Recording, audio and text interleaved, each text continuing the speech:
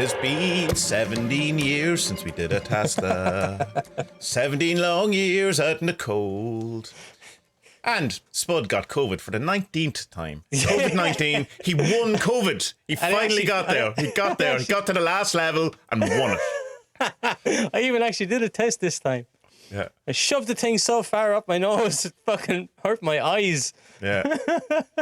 Give himself. He's actually much happier now because he took the part of his brain that gives him anxiety out like when he did Homer the test. Simpson and the crayon, Yeah. So yeah, how was COVID? How could you got COVID? That's all over. That's last year, man. That doesn't exist anymore. Do you know what? It wasn't great. It really knocked me for 6, as they say over there in the States. I think that's what it means. It means to be exhausted, yeah. And even yesterday evening, I was just wrecked. It really hits you, like walking the dog and stuff like that. You come home and it's like just a normal walk, but you come home and you're like, It's mad because like I was getting mad fit there for ages. I was going on like fucking timing myself. I was doing 5K like in 53 minutes and stuff. It was great and just trying to outdo it every time. And now, no chance. After, I get 2.5 and I'm like, and is that just the lung thing? Is that the lack of capacity? I see. When I got it, I didn't get the lung thing at all. That just wasn't one of the symptoms. But my friend Enda, he says he couldn't even get up the stairs. Like he had to sleep downstairs. Mad, yeah. And he's he plays indoor football, he runs, you know, he's proper actual fit. Maybe that's the thing, because don't be fit. Maybe, but didn't they say something stupid about that? Not stupid, but something like that. If you smoke, you're less likely to get COVID. And people, oh yeah, but it's only because your lungs are shit, right? yeah. But also, if you do get it, then it'll be way worse. Yeah. Was the thing. But like, I had like the no taste thing. I didn't eat, like I ate like once a day for like nearly a whole week because I'm just like, Yeah, what's the point? I'd be hungry as well when you can't taste stuff, you know. The worst for me was the getting up first thing in the morning and feeling like, you know, you hadn't slept in 3 days after sleeping 12 hours or whatever. But it was like, not even knowing that I had COVID, I just thought, oh, my life is shit. You know what I mean? But then realised and go, oh, yeah. It's that disease thing where you can't smell. That doesn't exist. Thanks to everyone. Thanks everyone for the birthday wishes. That was very nice of you all. And people sent me presents and stuff like that. So did you get anything nice? Anything you want to talk about? Or? Thanks, very nice. No, it's fine. We'll keep that. Did you get any dick pics or anything interesting? No? Dick pics? No, I've never gotten I shouldn't say this. Now what's going to happen? Fuck's sake. Yeah. never gotten a dick I'll send you pictures, but of other people's, not mine. I had a chick last night actually on Twitter. She's sending me like just weird messages. I thought she was a podcast listener. Right. Because most of my followers on Twitter are people connected with the podcast or with the Discord, or whatever. So I just like, better not be rude to this person. Yeah, exactly. Yeah, don't be rude to this person. She might be a fan or whatever. And I thought, okay, her English isn't great. And then you go on her thing and like she lives in Manhattan. So I was like, okay, that's strange. And then like she retweets like kind of interesting stuff. You know, okay, she seems real. It doesn't seem like a bot. And then out of nowhere yesterday she's like, do you have Telegram? Like, nope. Why not? She says, because I don't want it. And that was it. She left me alone since. You know, she sent me like weird Chinese letters. Yeah, it's bot. It has to be a bot. I don't know if it's a bot though. Bot or drugs, one or the other. Yeah, I just kind of assume that if I'm talking to anyone on the internet that they're either a bot, drunk, or on drugs. That's just how I deal with everything. But yeah, well, anyway, I was just trying to be nice to her, and because I thought she was connected with the podcast or something, or a listener or something like that, and then then the Telegram message and I went, no. Yeah, scam. Yeah. Oh. Are you Russian? Should have been your response. Why did he use Telegram anyway? What's the?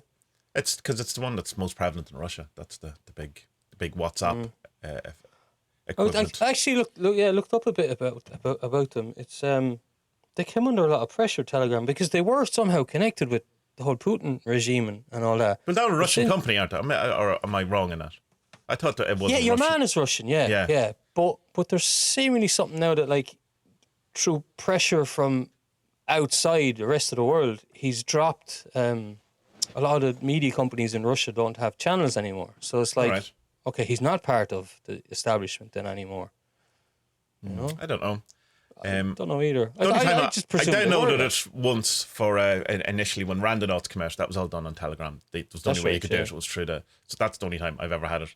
And but it's like, I think it's more, you know what? Well, maybe I use WhatsApp different than other people. I don't have an awful lot of kind of random channels that say an occult channel or a, you know, I don't know, David Bowie channel, whatever it is, you know. But the Telegram seems to have that sort of stuff where you're in a Bowie group, you're in a Metallica group, you're in, you know, Grimoire group or something. So maybe it's something like that. Yeah. But most people are. We're older. That's kind of what our Discord is. Yeah, or Reddit or any of that thing. It's the same, like or I don't want to talk about this to anyone. Stop. I want to read. Stop asking me questions. It's the same with like that. I started some new work there, and it's kind of, you can tell that they don't work with emails anymore. So like, like I've threads there, 40, 50, 60 emails going back and forth with people, whereas like it's very, very obvious that they're used now to only working on Slack or Discord. Yes, yeah. You know what I mean? It's like when text messages come out, first people would have long things because it cost 10 cents every time you sent it. And then eventually when it became free, it was like NP. Just reply, it's not costing me 10 cents. Over here, we didn't do it in Ireland, but over here in Poland, they used to do like every second word would be in capitals instead of using a space. What? Oh, right. No, I don't like that. No, don't do that. Yeah, it's annoying. That's very close to sarcastic talk, though, isn't it? Which is every second letter is sarcastic. If only there was a way. I don't like... There's a certain group of people who use full stops, but then don't capitalise at the beginning. I go... And I was going like, why do you do that? And he goes, because I type with one hand. And I went, okay, fair enough. You literally don't have the other hand for the shift key. I was going, but like... Still looks terrible. I don't care. Are you that busy that you can only use one hand texting? Yeah, I don't know. What are people doing while they're texting me?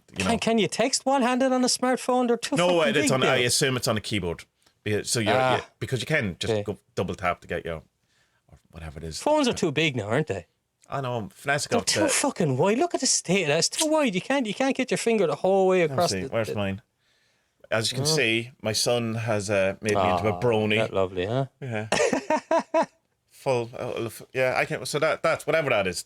I'm happy with that. That seems I can do all the things. The keyboard's a bit small in that one, though. The first time I've ever experienced it where I fudge an awful lot of the spells where I keep going to go to T and it comes up to V or whatever is the close thing. That never happened to me before.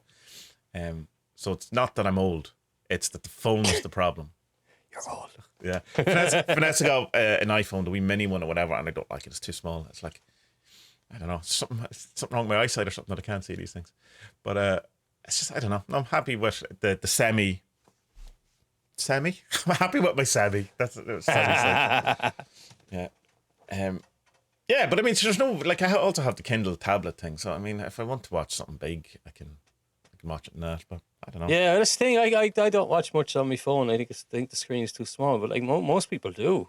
And it's even like, the websites I work for is like, mostly the people using it are on phones. I'm like, how would you use that website on phone? It'd be a pain in the arse, like. But yeah, it was something I was, cause I was looking through different things. A friend of mine got a new Kindle and he wanted to, like a Scanlation, a manga app or whatever. So I was just looking through websites to show him, a tutorial how to set up in your Kindle, blah, blah, blah. Yeah. And all of them were done through people reading the stuff on the phone. And I'm going, I can barely see the text on my Kindle. Who's reading this on the phone? But at the same time, what are each panel opening? I was like, no, that sounds like work. I don't want to, like, at least with the comicsology stuff or comics or whatever it's called now, it automatically did the panel by panel thing.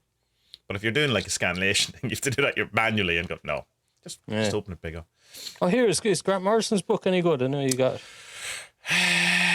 No, that's a no. It's 450 pages. I'm 150 pages in it, and I'm struggling with it, I have to say. Spoilers, turn off now. Do you know what? Yeah. I was mad excited to get it, right? Mad excited. I was going to order it, and then I looked it up what it was about, and I went, this is Invisible Monsters by Chuck Palahniuk. So it's very Chuck Palahniuk. I've read it. Or whatever. Yeah, so I literally read nothing about it. I'm not watching any interviews with him. And there's one thing I found out that I wish I didn't. But I say my films, I don't want to know, because if I know anything, I can work it out. Once you know the rules, you can work everything out. There's as simple as that. Like it's a thing. So I tend not to want to know anything. So I don't really know what his underlying theme is, whatever. But about a third of the way into it, and it's essentially about people rehearsing a pantomime. That's it. That's all that's happening. That's it. Rehearsing what? Rehearsing a pantomime show Right. for 150 pages. So we'll see. I try to read a chapter every night. It's not one of those fun books where the chapters are like 6 pages, so you can take 3 years to read a book if you read a chapter night. It's like 30, 40 pages a chapter. So yeah. The last one was kind of, I don't know. We'll see. I'll not make any judgments. I just don't know what the book's about, because it keeps mentioning it as if it's going to be about magic, and then kind of doesn't. So there must be something. We'll see. It's I don't know. I don't know what I was expecting from it. It's like, because like I didn't enjoy any Alan Moore's books either. So it's like the kind of, particularly Jerusalem, I found very well. The opening to Jerusalem's brilliant, and then kind of goes downhill. Voice of the Fire, I think it worked slightly better as an audiobook, but even then. And his new one, Alan Moore's new book, is out next month as well. Have you seen that? What's that going to be about? It's short stories. I've never been a big fan of short story collection books. I kind of, I don't know what it is. There was just something that never, like or particularly anthologies if they're written by other people, a number of people. I never really got into that. Can you read books like that, short story books or? It depends. It's I don't like reading short stories of authors I don't know. Yeah. Like if it's like Hemingway's short stories, they're fucking deadly. Or what's his name, Stephen King's short stories, or someone like that. Then they're great. But if it's just some randomer, you're like, yeah, I could have written better than that. Yeah. Yeah. I don't know why that is, but same with short story books sell about 10% of what a normal book does. Not mad. Oh, I'd say even less. Yeah. There's no market for it. There's no money. You won't get paid or anything like that. Actually, in a lot of stuff now, you have to pay to get published in them. Really? Right. Yeah. The usual. Yeah. There's even like when I got into writing a bit of poetry there, I went looking to get stuff published, and like quite a lot. I'd say the majority is you got to pay something to get published. Now, depends. It might be $20, $10, $5, could be up to 50 or more. But and what are you getting published in? Like Woman's Way or Poetry Weekly? Or yeah, it's just other poetry books that everyone has paid to be in. Yeah, pretty much. Yeah. So it's a scam, essentially. Yeah, it's a scam. Yeah. Yeah. But your work. But then you can say your work is published. It's what's that called? Vanity press, though, isn't it? Essentially, like, I mean, all print on demand is probably vanity press at this point now as well, though. Yeah. Jewel Kilchard, Jewel, the singer. She's the highest paid poet of all time. Not sad. Right. Who's she? She's a singer. She would have been out 20 years ago, probably originally. But you'd know a couple of her songs. She's kind of country music-y. Kind of, yeah. There's a kind of thing about her. Yeah. She went very poppy and very I don't know what strange, and then she kind of does other things. I seen her once in concert, really good in the Olympia. I really enjoyed it, I have to say. But yeah, she got a million. Did you wear a Stetson? Are you a Garth Brooks fan? No, definitely not. No, and it was close enough on the kind of pop country divide for me to get in on it. It was kind of a bit more folky. Is kind of how I got my brain around it. It's not. It's country pop. Yeah, she got $1 million for her poetry book. Holy fuck! Yeah. So that probably is why everyone has to pay for poetry now. They're still trying to pay off the bill from Jewel from 20 years ago. Well, I assume she's like, who else is getting $1 million for writing a poetry book at this point? Yeah, Jesus, no one. Like, who gets £1 million a book? Probably like Stephen King probably gets. I doubt Stephen King is getting $1 million. I'd say not at this. I don't think he's probably selling as much now as he used to. He probably gets. No, I wouldn't say so. Like, I mean, he's not definitely short of money or whatever. But is anyone buying books? That kind of. It justifies Is anyone making $1 million a He's like Grant Morrison for me. It's that I'm not mad into his books, but I'll watch every single interview with him. I think he's fucking great crack. Fascinating. He's really smart and he's cool. Understand that. There's people I am more into them as people and their approach to creativity than their actual creativity. Now, I do like a lot of Grant Morrison stuff, but I'd sit and listen to him talk about his books more than I'd want to read his books. I think that's more interesting. That Stephen King book on writing's quite good, where he's talking about the whole how to write and his thing. But essentially, what he did was locked himself in a room, took cocaine, and wrote books for years. That's what he did. And so, like, that's not going to be a very interesting book. In Well, Bad Hotel, maybe. was that him?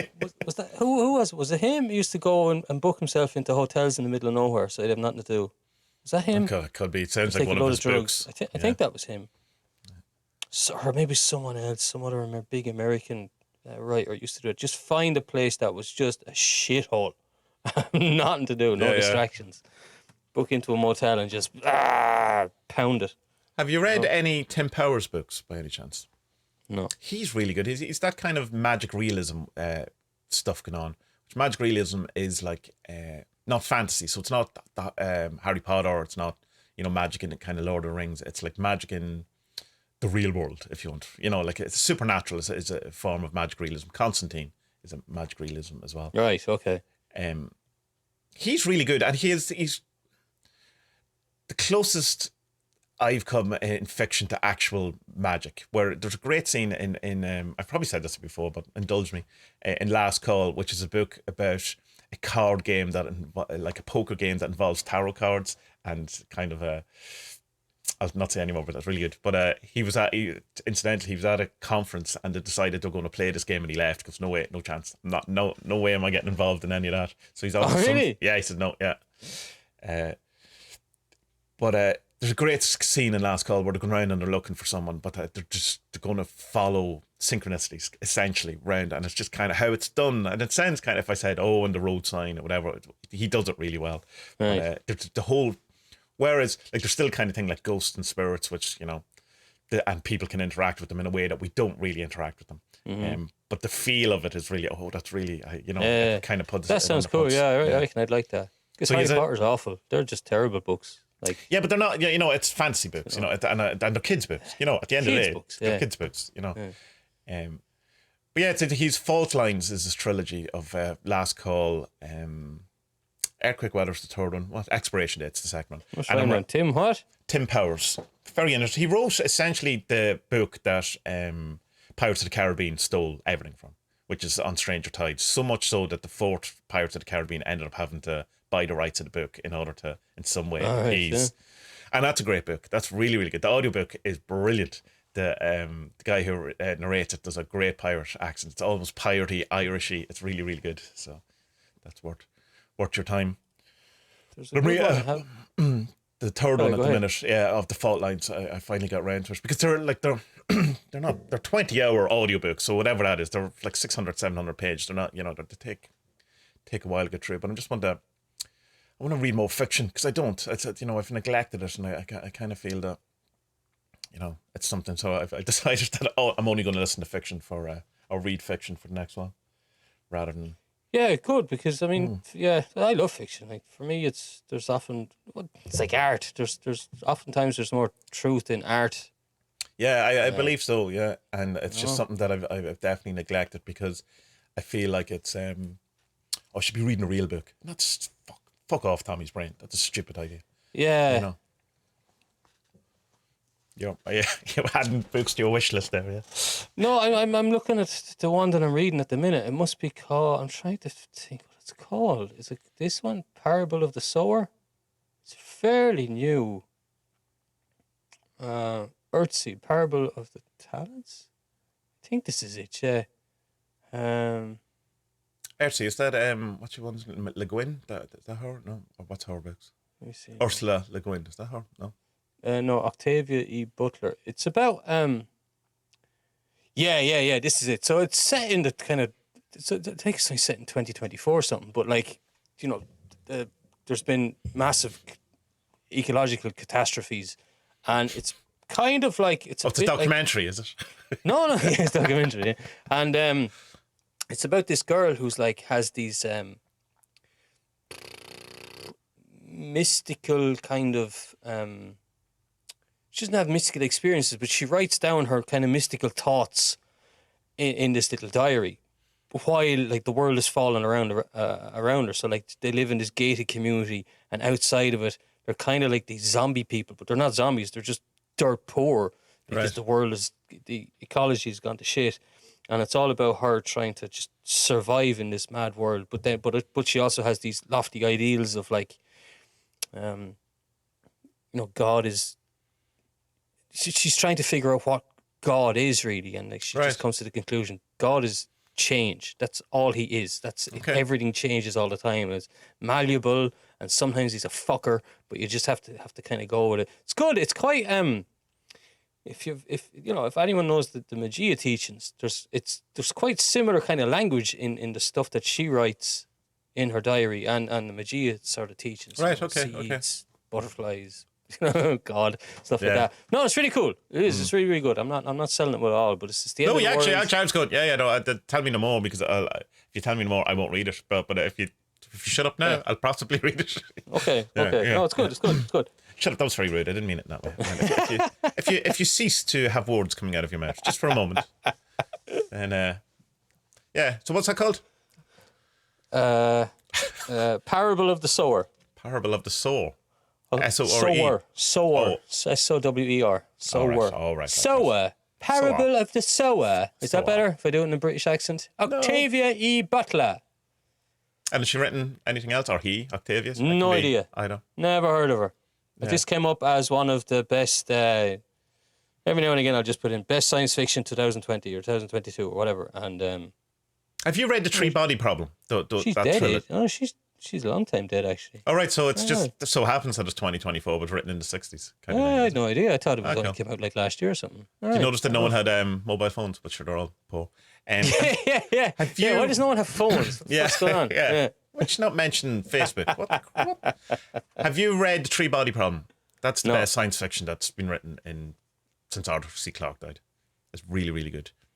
It's totally worth your time. Cool. Three books, and it's like, I can't tell you why it's totally worth reading to the third book, because it spoils something, but it's I want to talk to you after. Really good. Just to go back to the Grant Morrison thing, it's Chuck Palahniuk. Is that how that name is pronounced? Palahniuk. Okay. You can certainly feel Invisible Monsters. I was going, this is, and I haven't read anything recent from Chuck. Chuck. I read The Survivor, Invisible Monsters, and Fight Club back in the day. That were the three books he had out. Yeah. I think Choke was the one, and I just, for some reason, I couldn't get it, so I didn't. I think that was kind of last. He's probably written 12 books since then. Oh, he's written loads of books. Yeah. But there is that kind of a sense to it as well. But it's just, I don't know, for what's going on in it, and it, like all the gender bending, pantomime, magic-y type thing, I'm a bit bored. And the main character, which isn't Luda or Luda, whatever way that's pronounced, it's grand. It's a cool, decent enough character. The voice is good. It's a fully developed character. I know the person, all of that. Just kind of go, do fucking something. Come on. Other than rehearse this stupid fucking play. Anyway, maybe the next 300 pages are gold. We'll have to wait and see. It's not released in the UK at all, other than the fact that, or Ireland, that Vanessa had pre-ordered it for me for my birthday. I wouldn't have got it here. Really? No Amazon listing, no Audible listening. If you want to get the audiobook, it's $18 on Downpour, and you might have to do some VPN trickery with it. Sometimes you do it with Downpour, sometimes you don't. That's funny, huh? But it's the same as the what's his name? John Higgs. His book is only out in the UK at the minute and won't be out until America until next year. They seem to do. What's the point in this day and age? Yeah. The only thing I can think of is that to get John Higgs to go around the UK for 3 months to promote his book, and then to go over to America and he can do the promotion bit of it. Rather than having a book come out and then there's no John Higgs on podcasts in America for. But I'm sure John Higgs isn't actually going around the UK. He's sitting in his home office doing podcasts and radio shows. I don't understand it. But if that was the case, you just concentrate on America, because like English market isn't nothing compared to the American market.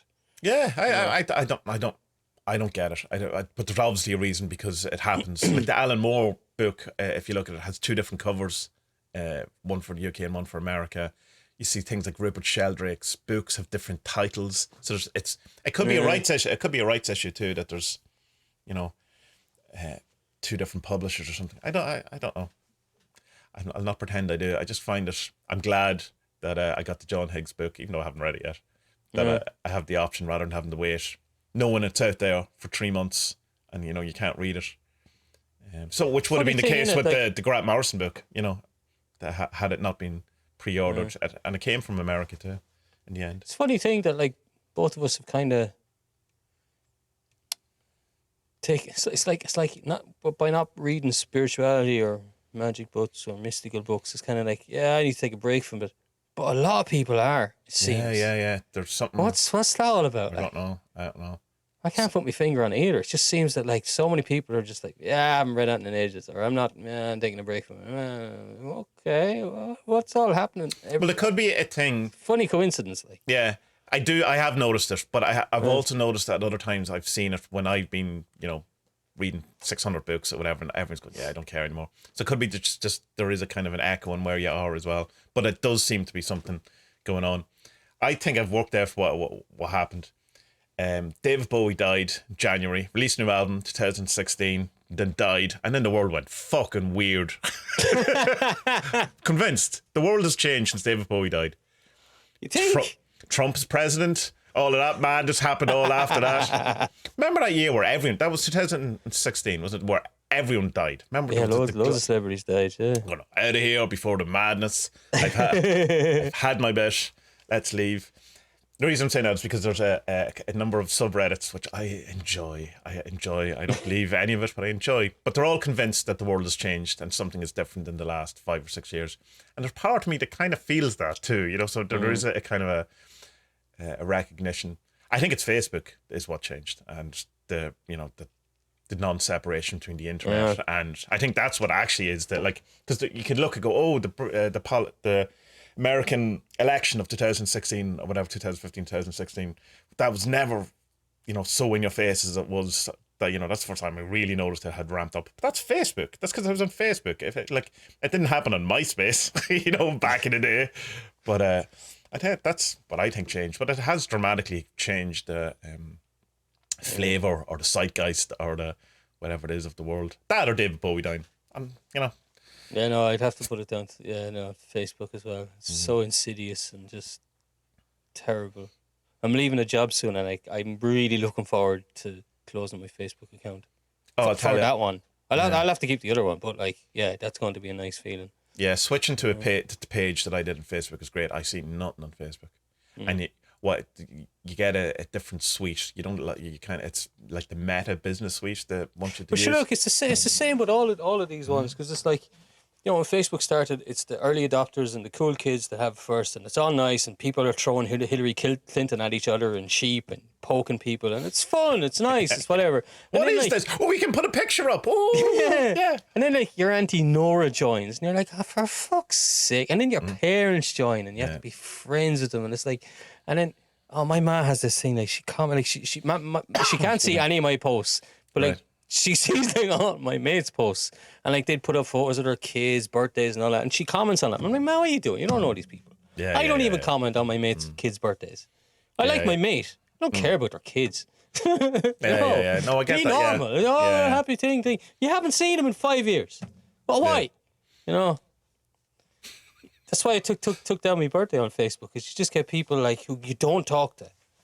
Oh, I happy birthday, Spud. Yeah. Last terrible thing on Facebook. Yeah. There's some setting you can put on Facebook that it doesn't it tells people your birthday, but it doesn't let you say it on the wall. So you get 2,000 million, whatever it is, private messages instead. It's like, I did not this year, last year. I was like, oh no, get rid of all of that from Facebook. It's like it's far cooler to get the messages of people on Discord, because I know them. That's nice. But it's someone I went to school with 20 years ago saying happy birthday that I haven't spoken to since the last time they wished me birthday. Or said for 448 Ostrich saying happy birthday, Spud. Yeah. It's weird. People have this thing of trying to keeping up appearances and stuff, and it always boggles my mind, kind of stuff, But but it's that I'm weird about birthdays anyway. There was something yesterday, something put up. It was, I don't know, let's say Albert Einstein. It would have been Albert Einstein's 92nd birthday or 122nd birthday yesterday. No, it wouldn't. He wouldn't have lived that long. Yeah. Stop these silly posts. And also, he didn't live that long. So. yeah. It's Albert Einstein's birthday. He's kind of proved the length of time he would have lived by dying. Long time ago. Yeah. Satanists, your birthday is the biggest holiday of the year, so you would definitely not be a Satanist. So. Is that right? Yeah. I guess that's the big feast day is your own birthday, so you celebrate yourself. Right. Which I kind of like, but it's like you're getting into dangerous territory of what's my birthday weekend? It's my birthday week. It's my birthday month. I'm married to one of them. Just an excuse to do whatever you would for a whole month. But I can have this huge bag of crisps again because it's my birthday week. My birthday week. Only, it happens every. Also, there's that thing months. is like, okay, a year has passed, but like humans have this weird thing is that like it's as if a year is cyclical, yeah. And it is seasons wise, but like we're not where we were. We're billions upon billions of kilometers away from where we were. We're in a totally different part of the galaxy than where we were a year ago. It's not. I don't know. I think we should get rid of dates. All that kind of weird shit. Fuck it, like, why not? We don't need them. What do we need them for? Okay, look out the window. It's cold. Okay, I'll wear a jacket. Do I need to know it's the 2nd of April? Why? Why do I need to know? Because it's a prison planet, and it's how do you enforce rule over by naming you, putting your name on a cert first of all, and then putting you in days and months. You know me on Twitter. I just use Twitter as a kind of shout into the void. Spud has a stupid idea. He's gonna write it. All right. Well, it's like every day I go, yeah, I hope Putin's dead. Yeah, what a prick. Oh, he's not dead. Oh shit. That's Spud's Twitter for Tuesday or whatever. That's Spud's Twitter. I need to get my daily dose of dead Russians. That's but that's everyone now in the morning. You just go onto Reddit and you just see Russians dying, and you're like, okay, I'm ready now. And not if you go to my Reddit, because I none of that. You see nothing on my Reddit. It's like news from 2014 only, please. So I put up a thing saying I think we should get rid of these 12-month calendars and go to 13 to 28 days later. Loads of people took it really seriously. Right. They're like, how would that work out? I'm like, I have not thought this through at all. I just said something. Fuck! Now I'm being tested on it. Yeah. Morgan was wrote back to me. He's the only person. It was strangers, Right. except for Morgan. And I was trying to work out when Morgan's birthday would be in my version of it. And he didn't like it, which is fair enough. Yeah. You're messing with astrology, man. But so I'd have so there'd be 13 months, but like the last month would just be Yule, so the Christmas month. And that's when like you're only allowed to start the Christmas festivities there. What's his name? Davey, Occult Review Books Halpin, yeah? Yeah, David Halpin. He put up a post the other day. He was in a shop, I don't know, somewhere, wherever he lives. And there was like Christmas sweets and stuff already for sale. Oh, yeah, you can see them. Yeah. TK Maxx has the Christmas decorations in, or TJ Maxx in America. TK Maxx, yeah. And yeah, you see them, yeah. I think how it would be if there was no Halloween. How soon Christmas would come in. July. You'd have Christmas stuff in July. That's how it would work. That's it. You go back to school, Christmas. That's it. That's all. That's the second half of the year.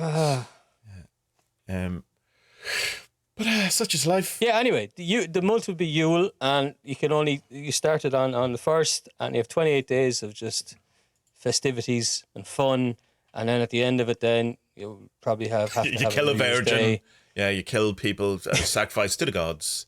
It can be their choice if they want. There's more, that's better. But if it's not their choice, then it's a different type of sacrifice. But you can still go with it, and then you start out again. Yeah.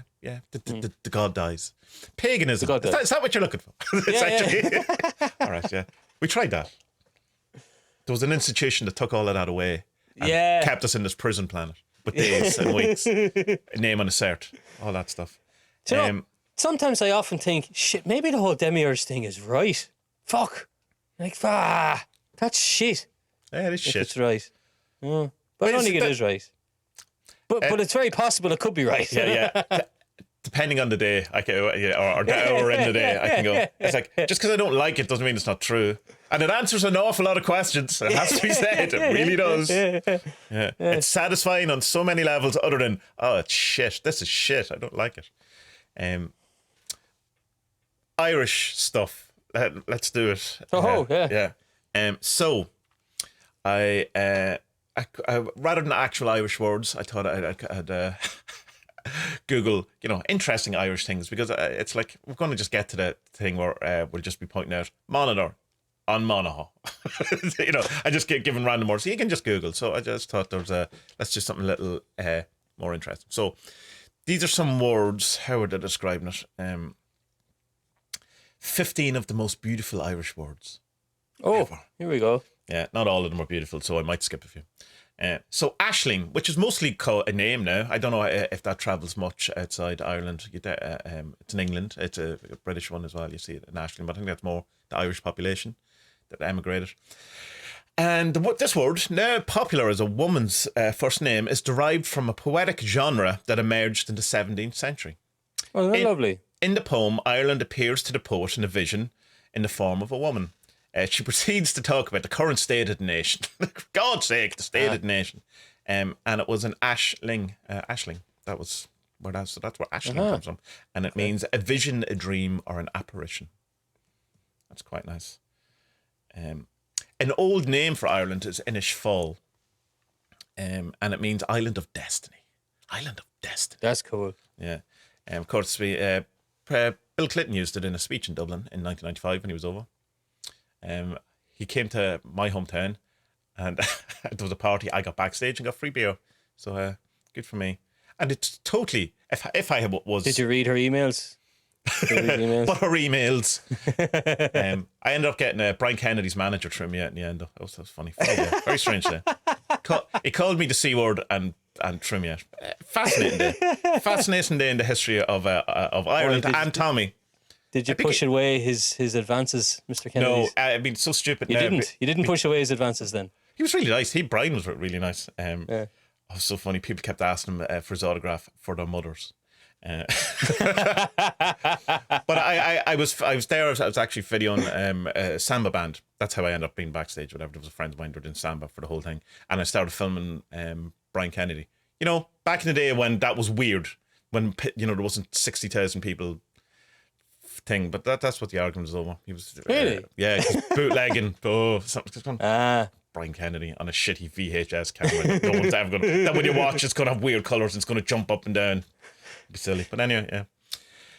Inishfall, a poetic name for Ireland that arose in the 18th century and was used by President Clinton in Dublin. It's spelled fail, but it's fall. So we have Madra Rua, which I'm sure everyone knows what Madra Rua is. Red dog, but it means fox, which is quite nice. Oh, Shonnock is a fox. So is Madra Rua. Is it? Dude, people say that. Madra Rua, red dog. Yeah. We would have learned it as Madra Rua, and then I remember telling my dad, and he learned Shonnock. I learned Shonnock. Shonnock is the Scouts thing that's done in Wicklow, isn't it? The Shonnock. Yeah, well, it used to be that it's a big hike that the Scouts do every year. The Shonnock, where they make men of you when you're 11. Yeah. Let's go into the forest with a whole lot of priests. Yeah, we'll be made men of. Priests were in your Scouts? It was all ex-army dudes and army dudes that were in when I was in Scouts. Scouts is a Catholic organisation. Oh, is it? Right. Oh yeah. So Baton Powell, he was big into Baton Powell's. I went to one Scout meeting when I was about 7 or 8, and I went, nope.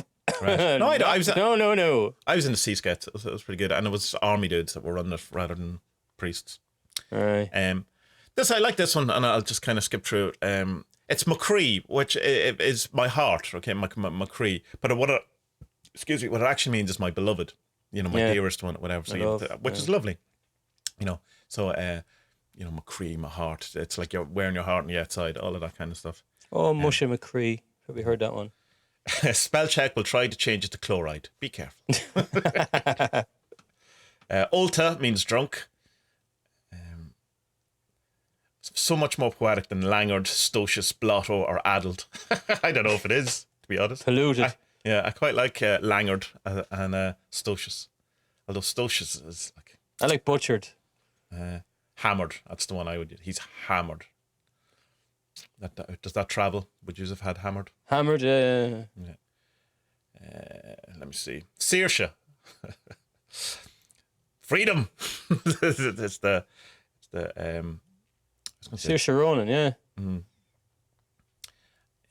Uachtaráin. I remember Uachtaráin means the present, but I remember I was at an Irish school, you know, one of these like kind of summer schools that you went to, and I was like, my Irish, terrible, but they did a quiz or whatever, and someone one of the questions was who was the present, but it was us Gaeilge, so whatever, Colin Annam on Uachtaráin, whatever, and the answer that they got back was HB, and everyone's going, what? And what they actually thought the question was, the kids, was who invented ice cream? Uachtaráin. So they said HB invented ice cream, which on many levels is it's so Uachtaráin and Uachtaráin, not to be confused. Ishkabaha, that's the last of this, which is the water of life, which is whiskey. You a whiskey man, Spud? Excuse me. No, yeah, I used to be. I don't. No, not anymore. I don't mind drinking whiskey, but I wouldn't drink whiskey if I'm out because I get too drunk. I don't get rowdy ranting, but I'm just plastered. I need to go home. So if I'm home and get drunk, it's okay, and just go to bed. Yeah, you know? I can get rowdy on vodka. I haven't really drank whiskey. One night I had Southern Comfort. That's whiskey, right? Yeah. Is it? Is it? Yeah, you see, that's what I mean. Yeah, and I had a good night. But anyone I know who drinks whiskey's an asshole. So, so I've never really got into it. Also, it's like, you know, it's like, it has that kind of methylated spirits taste to me that brandy has as well that I just can't get in. It's like, you know, like my mum loves brandy. I drink whiskey, but I wouldn't drink Scotch whiskey. So some one of my mates is mad into Scotch. Well, he is half Scottish. But it's like, some of the stuff, it's like drinking bog water, peaty turf water. That is smoky bog water. Yeah. And you like this? What? I like Scottish. No, Scottish whiskey, shite. Yeah, but no one drinks alcohol because they like the taste of it. I mean, I had this debate with Vanessa, and she goes, "No, I do like taste of it." I goes, "No, you don't, because if you did, you would wake up in the morning and go, down some vodka. I'm so thirsty. Get the vodka in." Yes and no. I mean, I'll drink any beer. Yeah, I can like it within the frame of drinking alcohol, but I prefer the nice craft beers, the nice IPAs and APAs and IPAs, you know, APAs, milk whatever. Or something. You know, something that actually tastes nice. Water, Coke. You want to try and translate something for me? I had to do some Irish there last week. TG4 wanted me. They wanted me to do a thing, and TG4 is the Irish national TV. A TV channel, yeah. So who were almost going to do a documentary with myself and yourself at one point, other than wanted to change everything about it and not have us in it. So something like that, yeah. Something like that, yeah. But you know, yeah. What did they say to us? It was like, oh yeah, we'll do it, but not that way and not with you. Yeah, more or less, yeah. Because we couldn't speak. It was just because we couldn't speak Irish. That was essential. Yeah. That was it. They wanted an Irish director and stuff like that, and say, okay, yeah, well then we weren't arsed looking for people to do it. Really, we had put so much work into making this. Is like, enough. That's enough. Yeah, it's enough. Yeah. I had to do it in Irish. You're mad. Let's see if you can translate this. So, hold on, before I'm going to predict no chance, but let's try it. All right. Bull mail le ban céile I Dunedin, bhí sé gobar ann fé an saoirigh ag sébháil airdige don choláiste. Agus bhí mé ag ól le roinn cóide agus búl muid Corshin tea. Okay. She's working because she wants to go to college. But I was drinking. Yeah, that's in there, yeah. Yeah. What's the first line again? Bull me lemba ban céile I Dunedin. So I met my girlfriend in. There you go. Met my wife. Ban céile. In Dunedin, wherever that is. Edinburgh. Bhí sé ag over. She was working. Ann far on Saoirigh. She was working far on Saoirigh. I didn't know that. What's Saoirigh? Time of year? Sauna. Summer? Is it? No. Summer, yeah. Yeah. She was working there She was working summer. there for the summer. Yeah. Okay. Ag sébháil airige don choláiste. To save her money for college. Yeah, and agus bhí mé ag ól. I was drinking. Lemeroid cóide. Lemonade. Is it? No, lemeroid cóide. Oh, with my friends. Yeah. Agus búl muid coisín an tea. We met coisín an tea. Don't know. What's a tea? Bananty. What's a Bananty? Oh, house. Yeah, so Yeah, yeah. house party. Oh, a house party. Right, very good. Yeah. Yeah. Well That's done, not too Tommy. bad. That's not was too good, bad. man. That was good. Yeah, well done. Yeah. Oh, well, cadogum, dul gachi han lerish. That's I had to record Agus saying that as well. That's not too bad. Yeah, more impressed with it than I think we probably have more Irish than we probably think we have. You know, probably, if yeah. you're You just dropped in. you need. You know what? I reckon if you got into like a 3 week or 2 or 3 week really intensive kind of course, a lot of it will come back to you and you'll be grand. Yeah. You know. Irish fact. This is a class one, and I hope I haven't done it before. Sex equality in the workforce. In 1976, the Irish government was rapped on the knuckles for failing to comply with the European Economic Community guidelines by implementing the agreed sex equality legislation. The EEC is the original EU. The Irish government immediately advertised to fill the position of an equal pay enforcement officer, but the advertisement offered different salaries for men and women.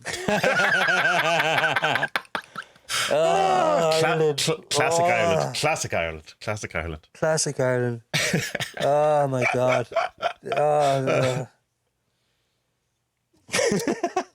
Yeah. True story. So that's my view. Any Irish or facts or anything? Or do it? No, I don't. Grand. Where are we? 46 minutes. We were going to talk about the role of where spirituality should be in your life, I suppose. But there's probably a longer than. Should we leave it for the next time? Oh, no, we can natter. We're all right. Okay. Just because we were a bit late because Spud was getting his life together beforehand. Yeah.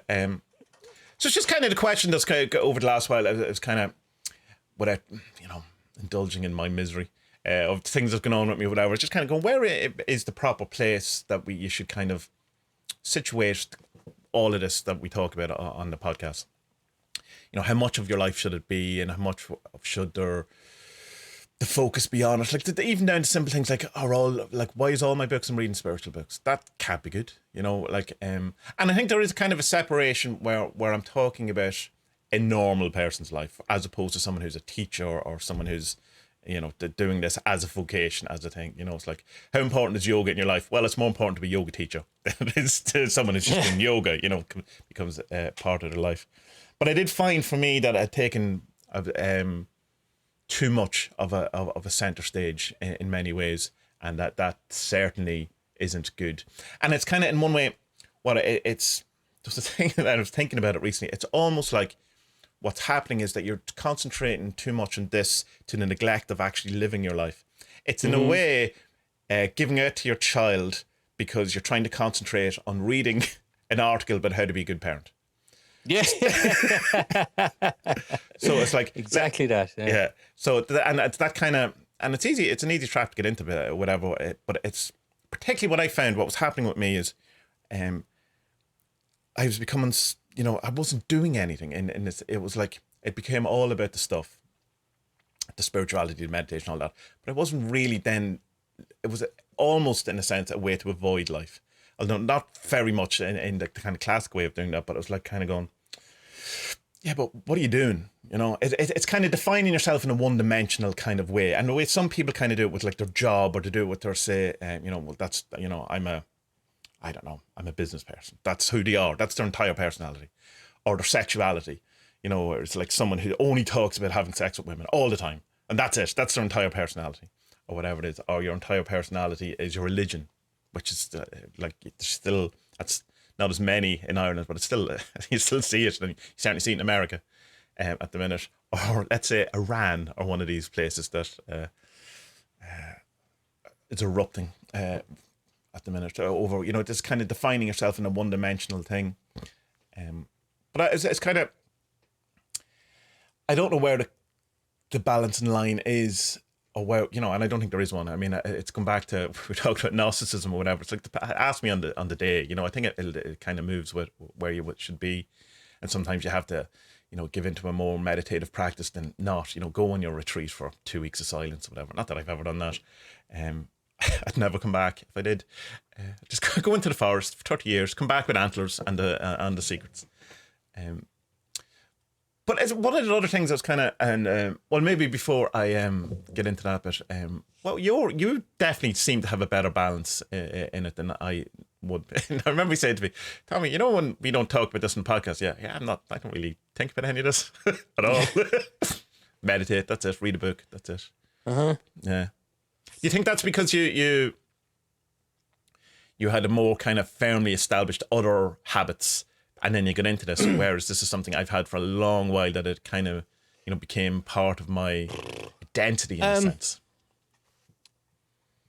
Probably would have to be, but like along the lines there, like I fell into that trap of like, oh yeah, I should teach this stuff, I should do this, because you had these weird mystical visions, and you're like, oh yeah, my God, woo, I should do this, I should that, and you're like, nah.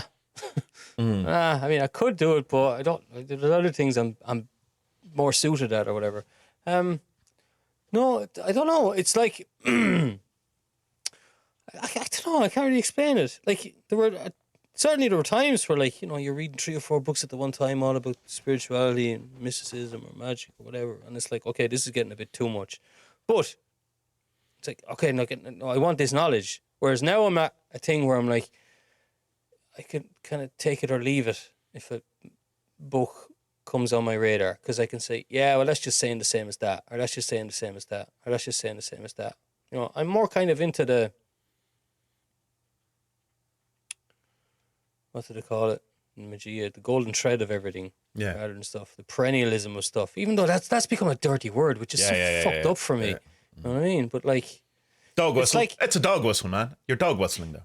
Yeah, well, no, but that thing where like Ricky Gervais is making fun of or he's been joking about being an atheist, and he's like, well, my God does this and da da da da da, and his answer is, yeah, but like there's 2,000 gods and yours is one, so I'm just saying that you don't think that 1,999 exists, you just think that one exists, and yeah, well, it's just one more for me. Well, one more, yeah. Whereas like I'm like, no shit, they're all just part of one. Is my thing, and all these teachings. The way I've kind of come to see is that all these teachings, they don't necessarily all fit together nicely, but on a higher kind of thing, they do actually all kind of fit together. So you can pick up a book on Islamic mysticism, or a book on Buddhism, or a book on Western magical stuff, and it's. At its base, it's all kind of saying the same fucking thing if you can read between the lines, So that took me a while to figure out, though.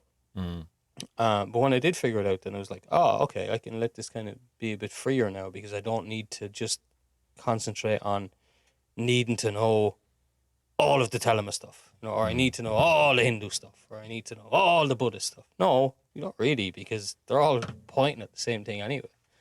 But there is kind of a notion, I suppose, that it becomes a kind of vocation or something with people, and it's one of these kind of traps. It's kind of, how do I turn this into what I do? In the same way that when you get into yoga, so many people want to become then the yoga teacher, rather than just enjoying yoga for what it is and giving it the benefits and the thing to accentuate or expand your life. Rather than it becoming your life. And I think it is a trap in spirituality where it becomes people's lives. And it's certainly, it's not the whole case. So I don't want to just say that that's what happened, because there's a lot of other factors going on in that. But it was certainly one of those things where it's kind of where I felt, particularly because there's a kind of a publicness to what I do, and a certain kind of form where we do this podcast, there's a website, there's a fucking brand, whatever. There's felt like that not only had I fallen a bit for the trap of it becoming my life, I'd be defined by it, but I also felt trapped in it because I thought I had to. Or that's the thing that's sustaining this. It's the curse of being an influencer, isn't it? Yeah. Oh God, please. I know. Sorry to use that word, but that's and it is, and it's like how awful. Like in the very limited kind of sense that I have, and you feel, I assume at times too, that how must it be if you have 1 million subscribers.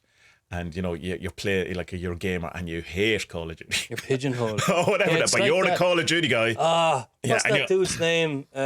Ryan something. He writes these books on Stoicism. Like, he must be so fucking sick of Stoicism at this stage, because he's so pigeonholed into it. And he's written like 2 books on it or something. But like, every day or two, he's still flogging that dead horse of putting out stoicism videos. It's like, dude, you've said everything by now. But What the fuck? But then you've other people like Red Pill Junkie, which, you know, take or leave his books, whatever, but he has diversified himself so much he can write a book essentially about anything, which is in one way is kind of, you end up writes books about anything, you know, which is kind of, but so it's just that kind of feeling trapped or whatever in how I was defining myself and who I thought it was meant to be and all this kind of stuff. But I also noticed what was happening as the form of spirituality that I had developed wasn't really mine, in a sense. It was like and it's not other people's either, because I mean it's an amalgamation of other people's thoughts that I had put together in my own particular way. But what I felt like was a very sterilized, vapid, boring magic. In that it was like it had become. Think of the whole thing when you think of magic and the excitement. Oh, magic! And what it was, sitting on the floor trying not to think. That's a bit boring. That's not what I signed up for or whatever. But and then that thing I was talking about in the video, I don't know if you watched it, the last vlog, the directionality thing. That's certainly that feels that an awful lot of stuff I was into was kind of trying to bring me, and it's not literally that directional, but it's the only way to describe it. Was trying to bring me back, and that felt trapping as well, because I was going like, that's not how I feel my trajectory is.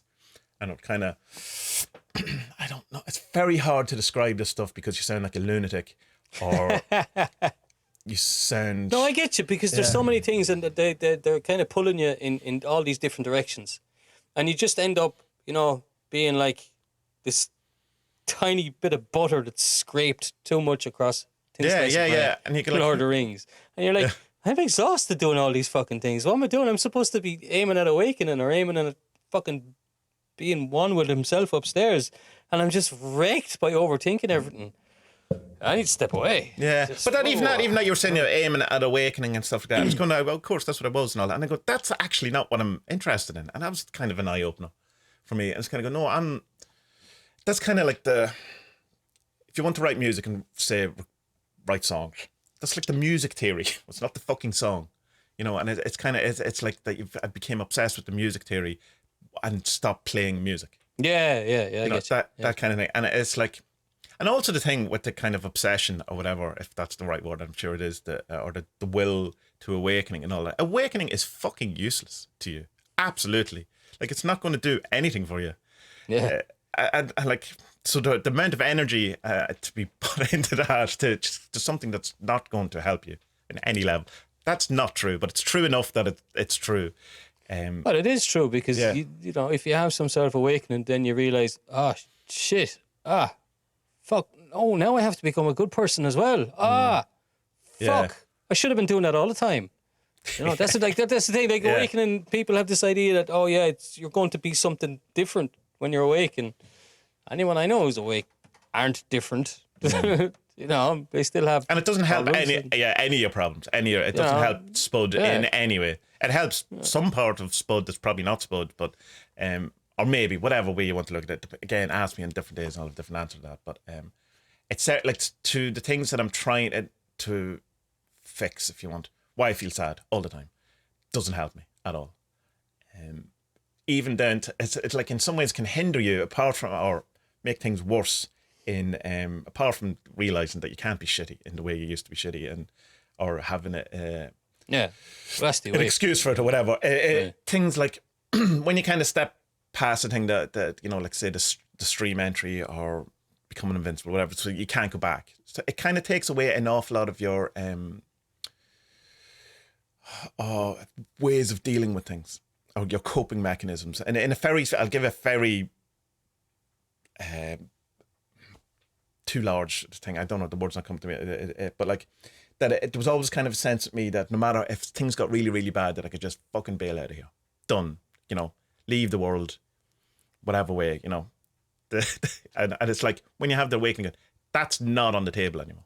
That's gone. That's just not something you can do, because it'll either make things much worse or you're just back where you were. So, and in one way, that kind of your coping mechanism of going that if it gets bad enough, I can leave. When you go, I can't fucking leave, that's worse. You know, because I have to deal with this now. And the same thing happened when I had when I had my son. takes that off the table again as well. That can't be a coping mechanism because you just can't do that. You can't do that. Yeah, of course. Simple as that. Can't do it. That's not something you can do anymore, or even contemplate. And so it's then finding and good, because that shouldn't be how you cope with the world or whatever. But it's kind of the comfort or something in that's gone, that it makes it a bit more like that. In your periods of darkness or whatever, that you go, and I can't even fucking get out of it in any way, so that there is a harshness to it as well, which is, it's like a safety valve, and it's going to get harder, but you've lessened your ways of getting out of it in a destructive kind of manner. So I don't know, it's just kind of what I've just decided, I suppose, what I've mentioned earlier on is the kind of I'm going to read fiction for a while. Just not go to what I ended up doing. Yeah.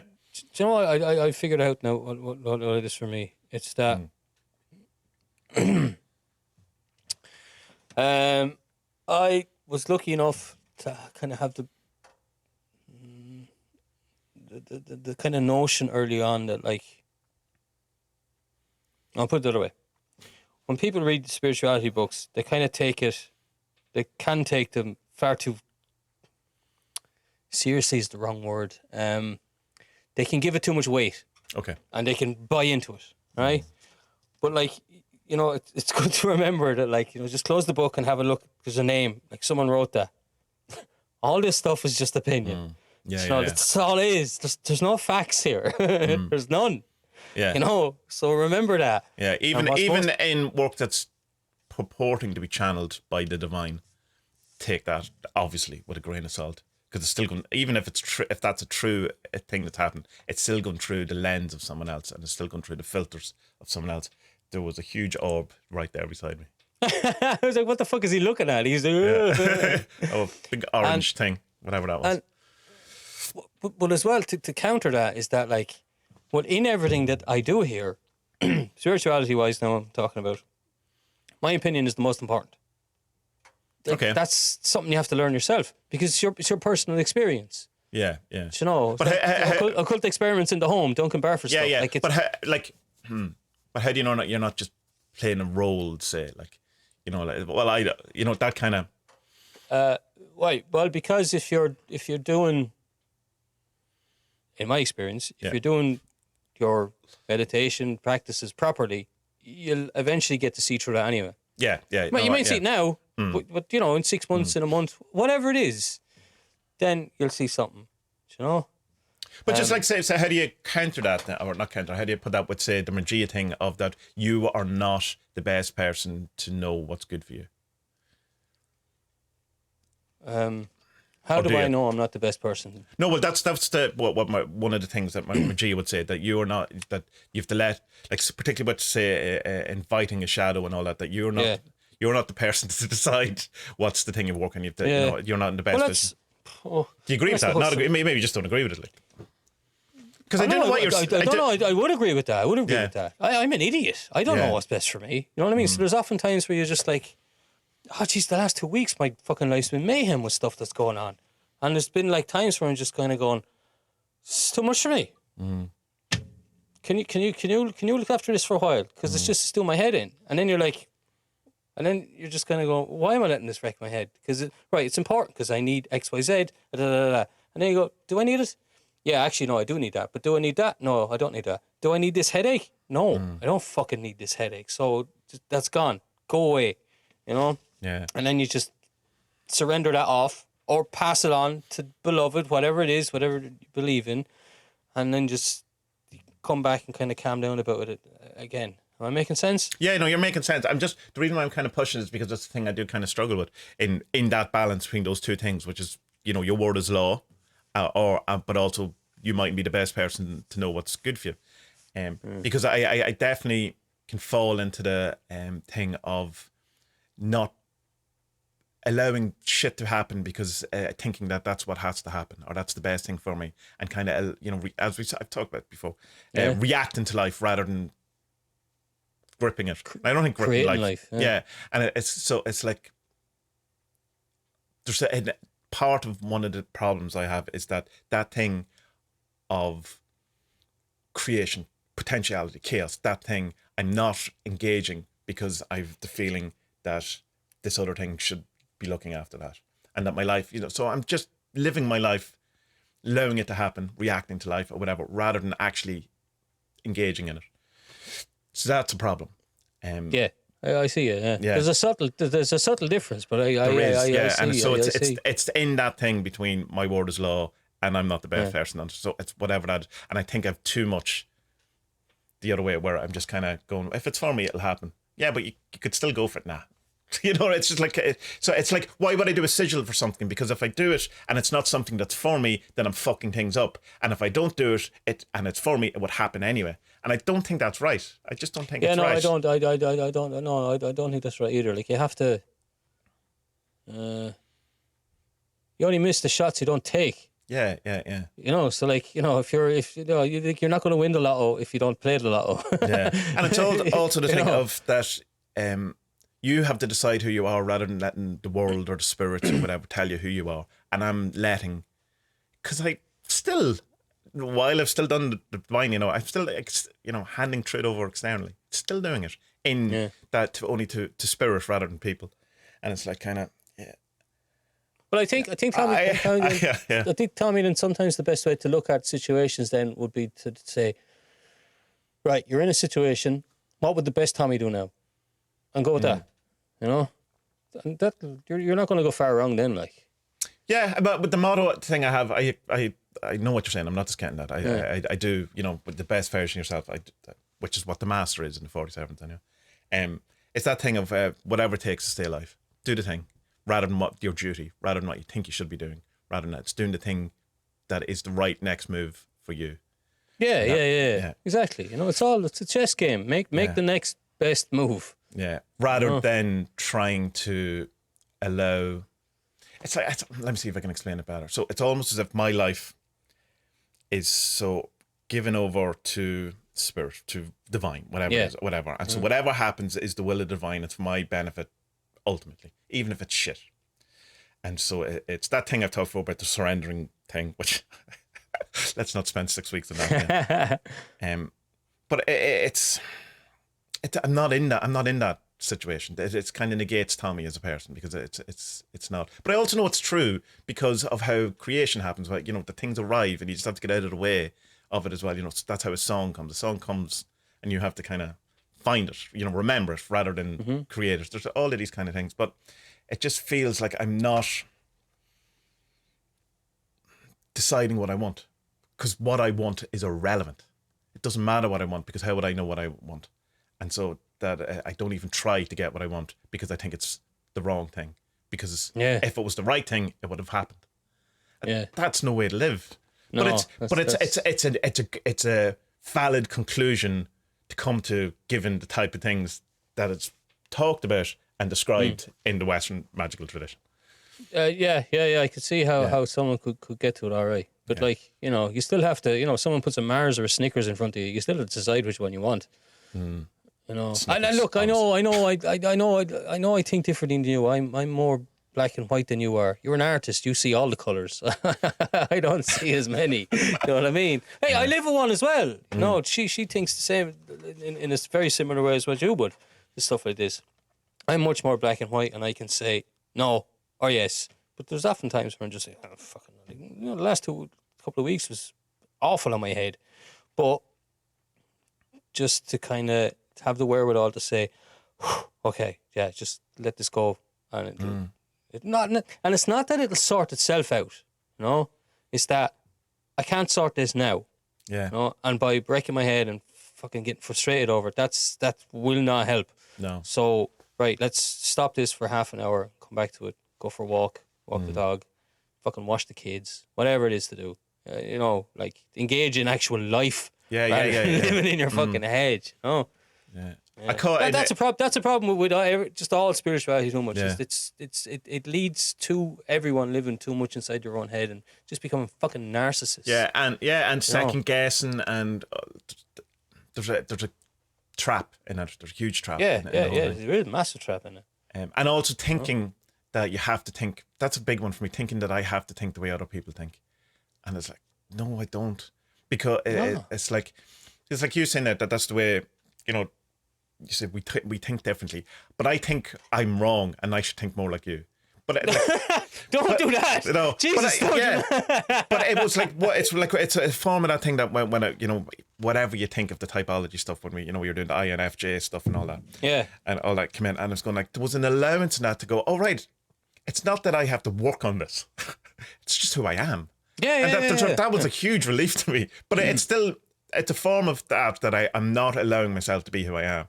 You know, it's like, oh, I need to find myself, man. But I do honestly think I do need to find myself a bit, and that I've lost myself. What's this come from? Does this come from school where you're not allowed, or from home where you're not allowed to be who you wanted to be? Or yeah, it's from family stuff. Yeah, it's that the only thing, truth could only exist if it was allowed by the other members of the family. Yeah, without getting too much into all that. I'll talk to you off air. But it's no. I know exactly what you're going through, what it is, because like even like in school, like I remember.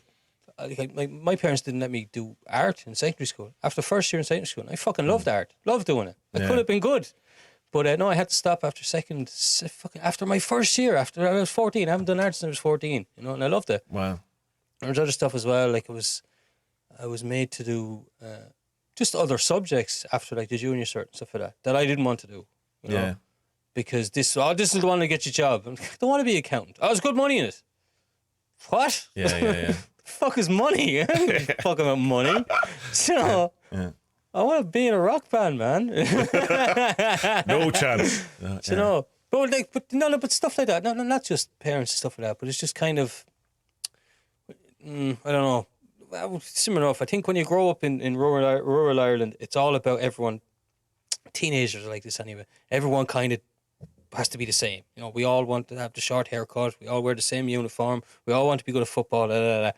I was never into that. I was always like, no fucking way. I have to be fucking different here. Do you know? Yeah.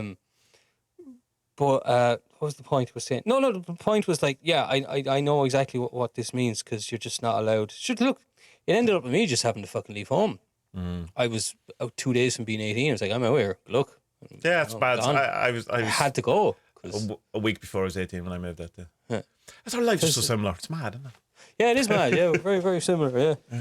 And but yeah, like if I'd stayed at home, my relationship with my parents wouldn't have lasted. There's no way. Like there's no way. It felt too. And the thing is, right, is that they honestly were doing their best. So they thought this. Yeah. You know? And like that's so hard to agree with. It is hard because it's true. It's a true story. Yeah. Your early 20s are like fucking so angry at them because like life could have been so differently if you had been allowed to blossom. Yeah. But you weren't, and just this anger and hatred towards them. Even though, like, then you realise later, oh fuck, shit, they were actually their heart was in the right place, like you know, and then that's something you have to let go of, which is fucking hard. That's early the heart, like I'll push back a bit on the heart in the right place, in that's what they think is right, which is slightly different than the heart is in the right place. That's what they're told the world is, how it works. So they're trying to put, you hey, into well, that. okay, yeah, well, maybe, but I can only make the case for my own that. Yeah. Oh well, yeah. So I'm speaking. Yeah. Yeah. In that it's an awful lot. I'd say this more general in Irish. There's no Irish people. There, in a certain generation, there was an awful lot of what the neighbours think. Where it's keeping up appearances and that. So it's rather than the heart being in the right place would be, I want what's best for my son. Yeah. You know, it's the whole thing. Like, look, your kid has to go to college to do this and all that. Blah, blah. That's absolute bollocks. If your kid wants to be a plasterer or a plumber, fucking send him off because he'll be richer than the kid who goes off and becomes an accountant. Yeah, sure. Isn't the bin man high paid job? Stuff like that. Geez, I remember. When I left Ireland, I think a bin man was getting 18 or 20 euros an hour. It's probably double that by now. Yeah. They make a fortune. Yeah, that is like, but it's like, it's no prestige. What would the neighbours think? And it's like prestige getting 40 quid an hour. I know, yeah. Guy, 6 holidays a year. Yeah. There's a great kind of a thing. I suppose I can draw this to a bit too close because we could go on forever about this. But it's an interesting. But Sandman coming back on Netflix, and I've been listening to the second audiobook as well. It's really good. You should. The audiobooks are really good. They're not. They're plays. They're dramatizations. So It's done well. James McAvoy does Sandman. It sounds very similar to the actual guy on Netflix as well, but there's just a slight difference.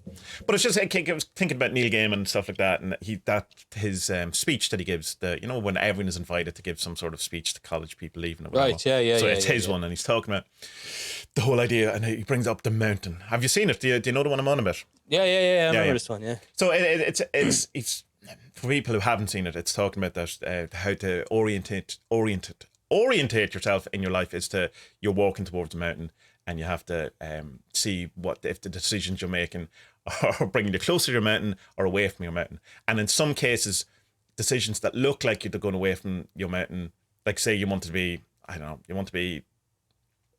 A welder. A welder. And then someone goes, well, you come over here and help me with a bit of carpentry. And you go, oh, well, that's further away from my mountain. But you have to gauge, does it ultimately lead you to your mountain? So there's like kind of split decisions. He explains it much better than I can, much more eloquently with his wonderful voice and great hair.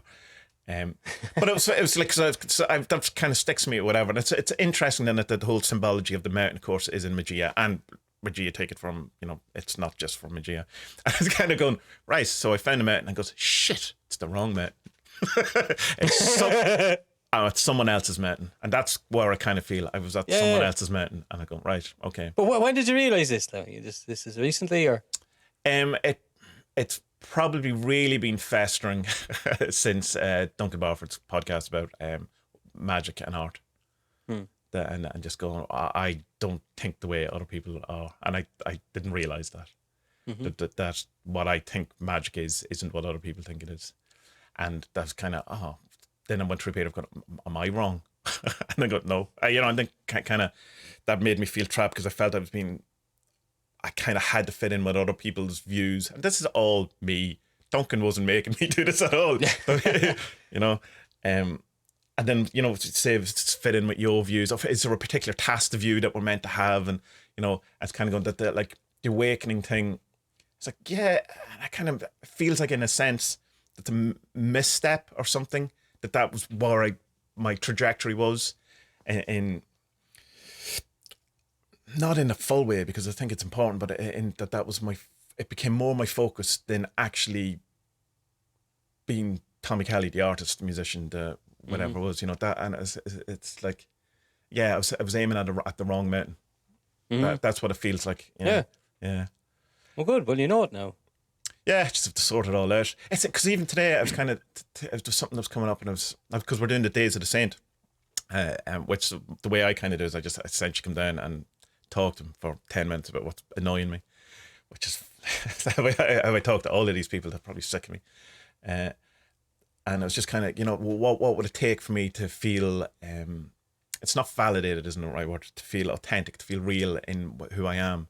What would have to happen? And I don't know the answer to that. Like, I don't feel I'm an actual real artist. I don't feel like I'm an actual real musician. I don't feel I'm an actual real anything. That it's kind of, I know it's not exactly the Dunning-Kruger or the